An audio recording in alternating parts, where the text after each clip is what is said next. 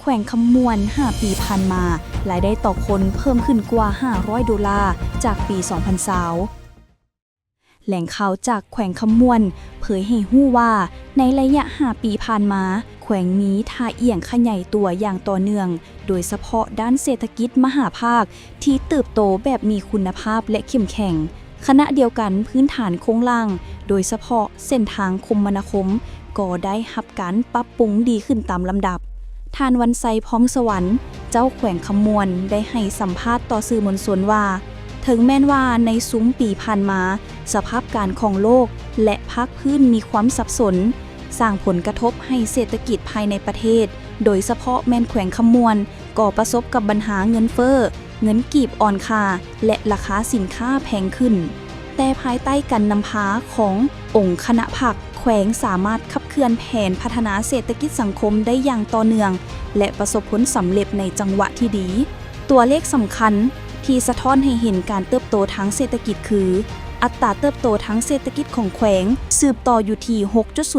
6.02% มูลค่า GDP ใน 5 ปีผ่านมาบรรลุกว่า 96,119 ตื้อกีบเพิ่มขึ้นกว่า 58,500 ตื้อกีบเทียบปี 2020รายรับเฉลี่ยต่อหัวคนเพิ่มขึ้นถึง $2,700 สหรัฐต่อปีเพิ่มขึ้น$520จากปี 2020ในด้านการเงินงบประมาณแขวงคำมวนเป็น1 ใน 5 แขวงทดลองการบริหารงบประมาณกุ้มตนเอง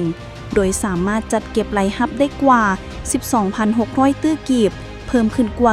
9,400 ตื้อกีบเทียบปี 2020พร้อมกันนั้นการระดมทุนเพื่อพัฒนาบรรลุกว่า 19,000 ตื้อกีบเทียบใส่ปี 2020เพิ่มขึ้นกว่า 6,000 ตื้อกีบส่วนใหญ่เกิดจากการลงทุนของภาคเอกชนทั้งในและต่างประเทศด้านการผลิตภายในแขวงได้ใส่ใจการส่งเสริมการปลูกการเลี้ยงการสั่งกลุ่มการผลิตและฟาร์มเลี้ยงสัตว์เป็นพื้นฐานในการค้ำประกันเสบียงอาหารภายในและการส่งออกไปตั้งแขวงต่างประเทศขณะเดียวกันการพัฒนาถนนและโครงล่างภายในแขวงก็ได้ถูกขับเคลื่อนอย่างต่อเนื่องมีข่าวดีจะมาบอกสำหรับใครสนใจเช่าพื้นที่ขายเครื่องทุกประเภทและเช่าพื้นที่ป้ายโฆษณาอยู่ตลาดลาวสนใจสอบถามที่เบอร์ 02058389209 สถานที่ตั้งอยู่บ้านสุพังเมืองไซธานีนครหลวงวิจันทร์